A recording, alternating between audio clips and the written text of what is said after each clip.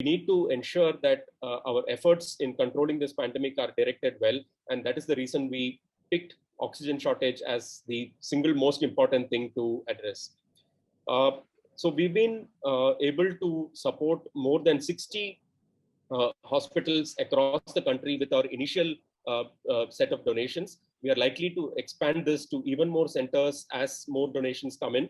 And I would take this opportunity to express our collective gratitude to the entire Indo-American community who has risen to the occasion, ensured that they are not just merely making platitudes, their words are actually getting translated into action, and ensuring that the support reaches the right people.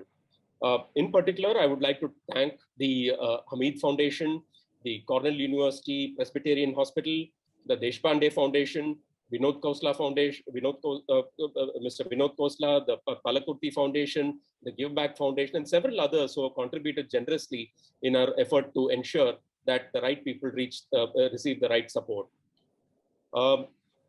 In addition to this, I would like to thank the FedEx Group for having generously supported our efforts to transport a very large consignment of material from the United States to India, and Air India for supporting both with transport from the US to India, as well as the local transport and domestic transport between various cities in India.